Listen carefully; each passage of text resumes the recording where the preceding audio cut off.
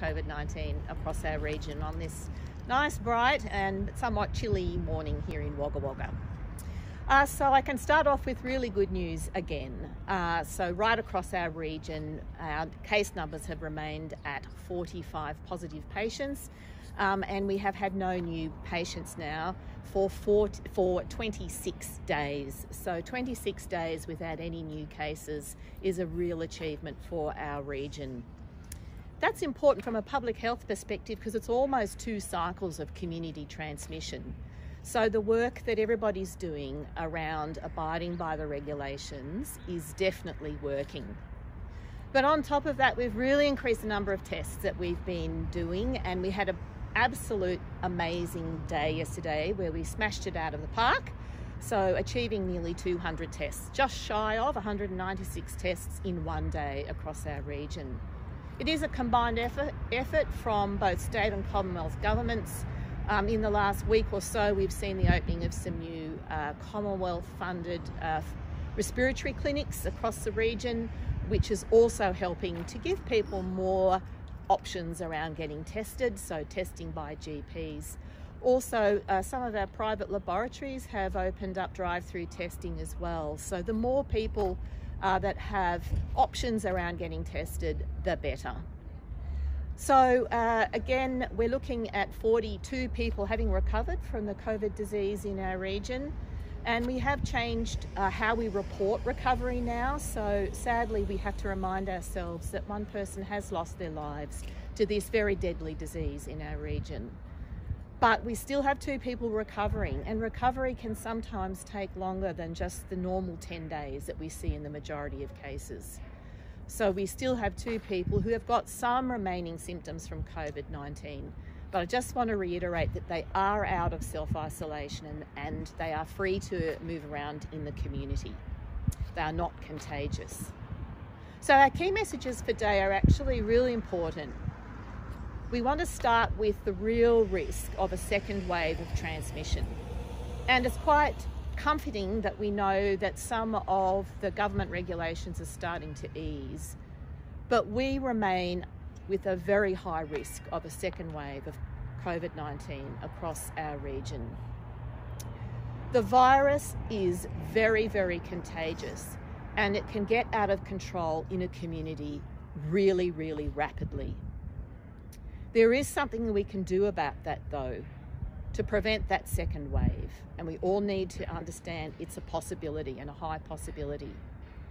If we continue to undertake social distancing, wash our hands, and to get tested if we have symptoms, that will significantly reduce our risk of having a second wave of COVID-19 across the Murrumbidgee region.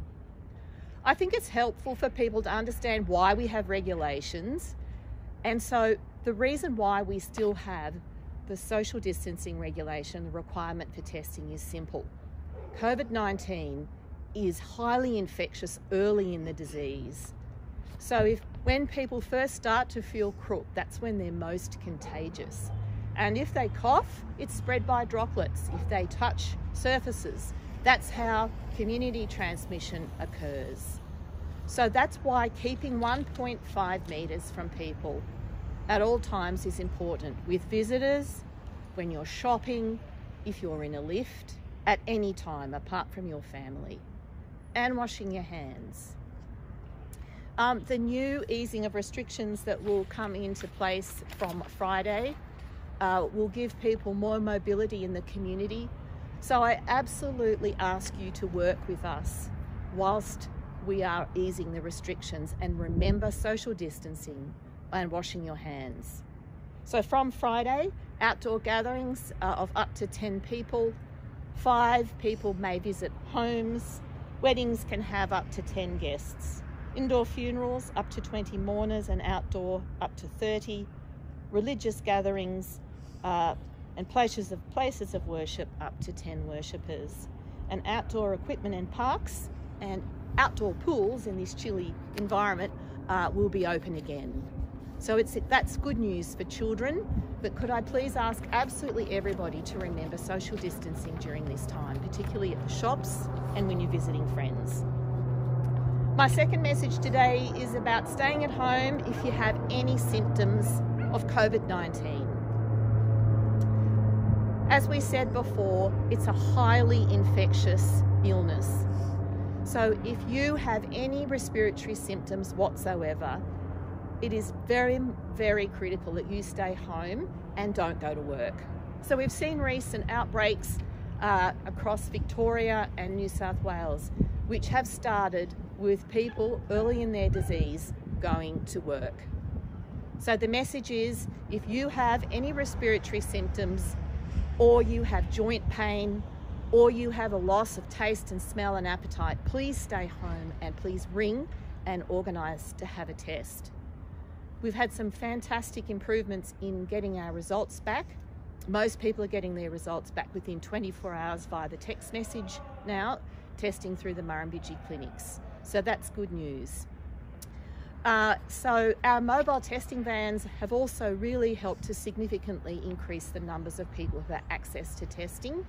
And the mobile van goes around to some of the smaller communities where we don't have access to testing in those towns.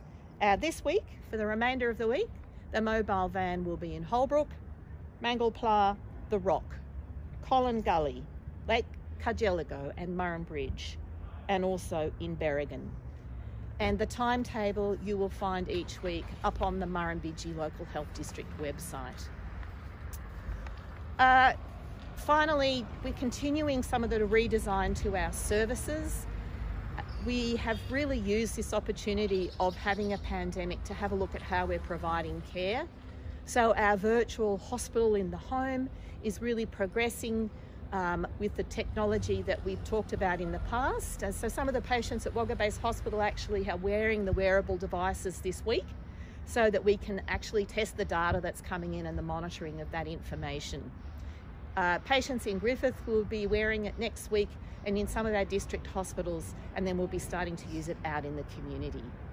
COVID-19 has given us an opportunity to redesign many of our services. Many of them are now delivered by virtual care, by telehealth, which is great for patients because it means I don't have to travel hundreds of kilometres for a consultation with the clinician.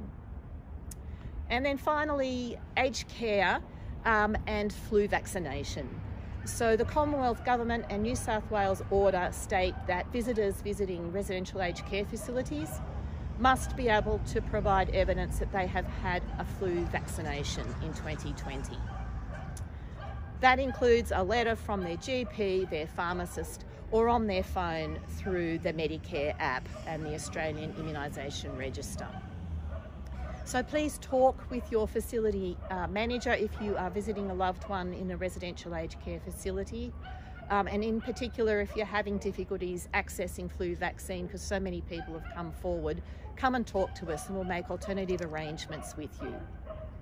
The Commonwealth Government Visitor Access Code has been a really great move to standardise visiting across residential aged care facilities, and many of our staff participated in some of the webinars held by the Commonwealth Government, and we look forward to the outcome of that access code in the coming days. So finally, to people, thank you again for your continued effort over the last weeks and months. Please remember social distancing, wash your hands. It's great to get out and about, but we really have to understand why these restrictions can prevent a second wave of COVID-19 across the Murrumbidgee region. Thanks very much. I'll hand over now to my colleague, Superintendent Bob Noble. Thank you.